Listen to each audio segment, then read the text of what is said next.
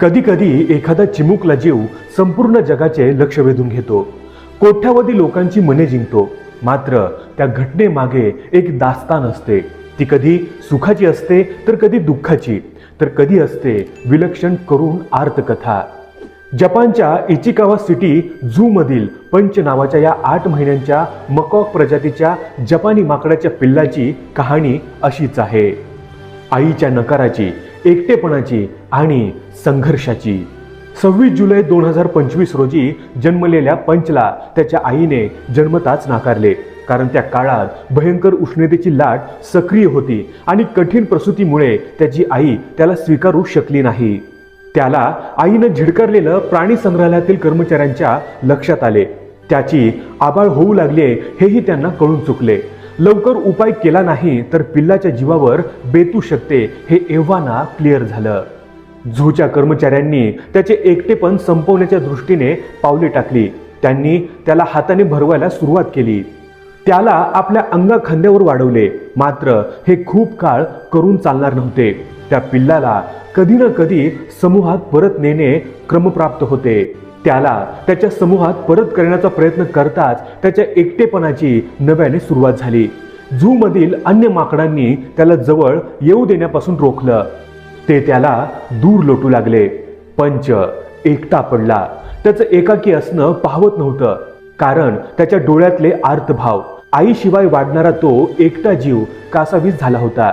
त्याच झू मध्ये इतर काही पिल्ले आणि त्यांना अंगाखांद्यावर खेळवणारी त्याची आई हे दृश्य विलक्षण तगमगीने पाहत असे.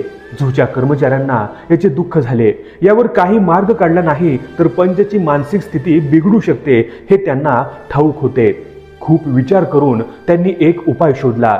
पंचच्या आयुष्यात एक छोटासा साथीदार आला. एक नारंगी रंगाचा स्टफ्ड ऑरंगुटान माकडाचे सॉफ्ट टॉय. हा मखमली भावला त्याला आईसारखा वाटला. तो त्याला घेऊन फिरू लागला. आता तर तो त्याला बिलगून झोपतो आणि त्याच्याशी खेळतो.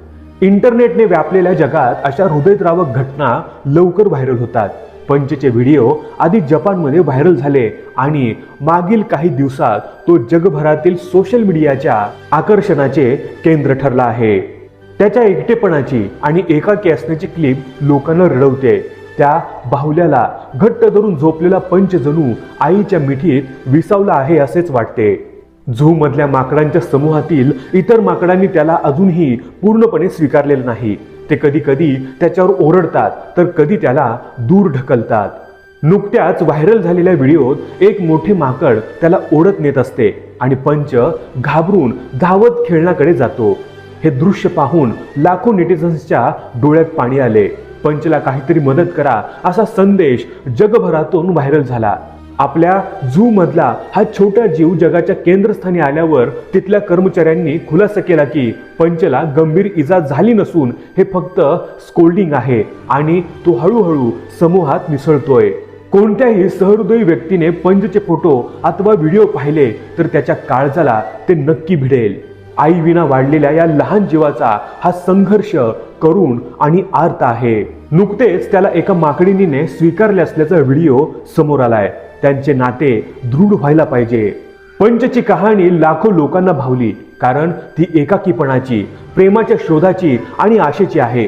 त्याच्या छोट्या डोळ्यात अजूनही एक हुरहुर जाणवते. पंचची माहिती व्हायरल होताच या झूला भेट देणाऱ्या लोकांच्या संख्येत लक्षणीय वाढ होते. लोक त्याच्याविषयी भरभरून बोलताना दिसत आहेत. अनेकांच्या डोळ्यात पाणी दाटते. मात्र हेच जग अन्यत्र लाखो बालके अनाथ होत असताना मुक्त असते. वेगवेगळ्या युद्धात लाखो बालकांचे आईवडील मारले जातात तेव्हा हेच जग मौन असते.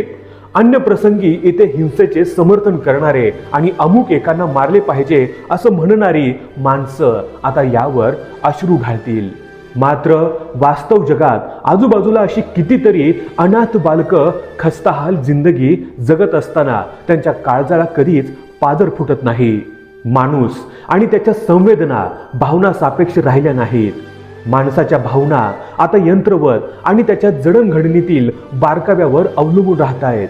कदाचित या जाणीवांना नवा पाजर फुटण्याचे काम पंचच्या घटनेने केले आणि आपल्या अंतःकरणातील ही जिव्हाळ माया नित्य एकसारखी जपता आली तर पंचच्या संघर्षाचे फळ खूप मधाळ असेल असे म्हणता येईल. पंचला त्याच्या जीवनात माया, ममता आणि प्रेम लाभो.